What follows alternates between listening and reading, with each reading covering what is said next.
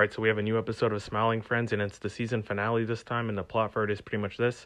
After eating an ancient artifact, Pim mysteriously turns bright green, concerning his friends and rivals. At first, everyone is horrified, but eventually learn to accept and love the new green Pim in the season 2 finale. I'm sorry, but this is like the second straight week where they've given us like a non-accurate like plot description. I don't know if this is just like a running joke. Alright, so let's talk about some of the things that happened in this episode, and the first one is that it starts off with Charlie making a snowman. And he's actually so proud of the snowman that he actually starts to cry, and he doesn't want anyone to see him crying because he's Charlie. But one of the biggest haters of the show, Alan, obviously does not like Charlie's snowman. And then Pim comes out of nowhere and he takes this like dandelion and just puts it on top of the snowman. And then out of nowhere, the snowman just comes to life. But then we find out that the reason why it came to life is because the dandelion came from like human waste or some like weird nuclear thing. And then Boss Man shows up out of nowhere and he is not happy about this, and he wants this like new, I guess like snowman talking thing to die. But then the rest of the Smiling Friends crew is able to hold him off. And then out of nowhere, he just has these like random like space boots or like rocket boots, and he just flies off because, you know, why not? And for me, this is not really that unrealistic, especially with the other crazy things that happened when it comes to the show, of course. And while the Boss Man flies away, Charlie and Alan go into this like weird like 1 minute like dialogue scene. And this is something that happens throughout the rest of the episode, but they're pretty much just talking about how great the Boss Man is, which I find pretty funny because pretty much for the entire show, they've been talking about how scared they are of him. But then we go back to the main problem of this episode, which is obviously that the snowman has come to life. And because of that, he has a lot of questions just about life and how it works. Like, what does it mean to be alive? And what you should do while you're living? But no one else really wants to help him. Charlie, Alan, and Glep all just leave him instantly. So Pim ends up being the guy that has to help him. And then we get this quick little scene of Charlie and this new snowman. I'm sorry, I forgot the name. But they're pretty much just doing everything that you could imagine they do. They throw snow at each other, they skate, and they're even doing snow angels together. But then we get a big problem that happens in this episode where the snowman wants to go to the beach because it looks pretty fun. And I really can't blame him that much. But Pim tries to tell him because he's obviously a snowman, if he goes there, he's gonna die. So then Pim tells Charlie his problem, and Charlie tells him that his uncle or friend can help him. And this uncle slash friend is actually Bill Nye the Science Guy. And you're probably thinking, hey, did they actually get Bill Nye the Science Guy to actually voice this part? And the answer is simply no. And the funniest part about this is they don't even try to get someone that somewhat sounds like him. And this guy literally starts singing. But then and by the way, he's in like some hot air balloon, whatever it's called. And while this thing is slowly sinking to the ground, I guess you could say, he ends up getting in one of those like big electrical poles or whatever. And he ends up burning to death in front of the snowman, who by the way is having this like existential crisis. Also, just a little side note, but apparently Alan was the guy that actually made the rockets, or the rocket boots for the boss. And then there's like this quick little scene where everyone's just talking about how great Alan is. And that's what led to obviously him saying that he built the rockets. Or rocket boots, I don't know why I keep saying that.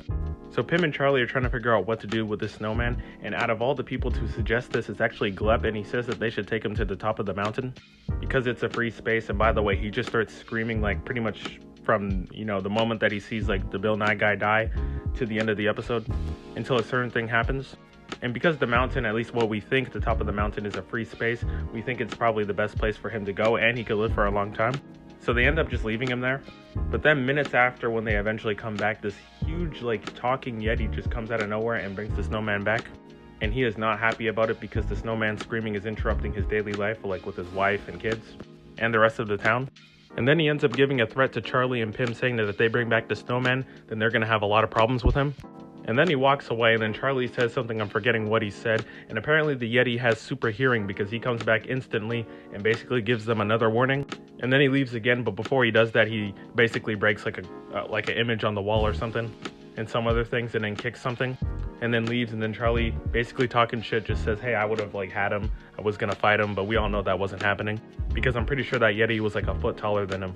But then to make the situation worse, the snowman actually starts dying, and obviously he starts panicking and screaming again. But then Glenn, who seems to have been the MVP of this episode, suggests once again that they should probably put the snowman in the freezer. And also, by the way, as long as the lights are on, as long as the electricity is working, of course, the snowman could pretty much live forever. But then another part of the snowman starts to develop where he realizes that maybe he doesn't want to live forever, because although they don't say anything, he doesn't seem to be enjoying his time in there. So then the Smiling Friends actually have an idea of bringing him to the beach, but he's actually in the freezer this time. And everyone's having a great time. When I tell you everyone's having a great time, everyone's having a great time. The snowman even throws a beer at Charlie and he catches it. Like, it's amazing right now. But then someone accidentally hits the snowman and he ends up melting. But then he becomes the ocean. I'm not even joking. And the boss man literally comes out of nowhere and wishes everyone a Merry Christmas. Even though I'm pretty sure it's June. And he's riding the wave of this ocean snowman thing. And while this is happening, Charlie, once again, who's been glazing the boss man for the entire episode, keeps saying that he should be a stand-up comedian. And then while this is happening, Charlie's uncle or friend also shows up in the ocean as like a spirit.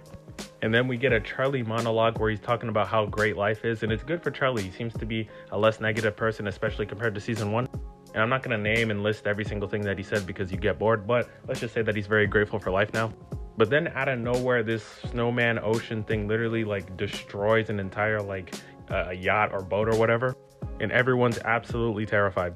And then the post-credit scene of this episode was pretty much just everyone still looking at what was happening. And then the ocean actually starts coming onto the shore and everyone runs for their lives because it looks like we're about to have a tsunami.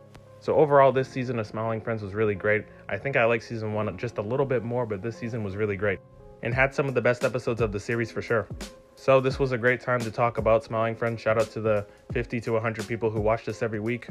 Or 30 depending on the week. So yeah, I'm going to give Smiling Friends season 2 an 8.5 out of 10. Definitely a great season. And if you want to see me talk about other TV shows, I believe I'm talking about The Boys right now.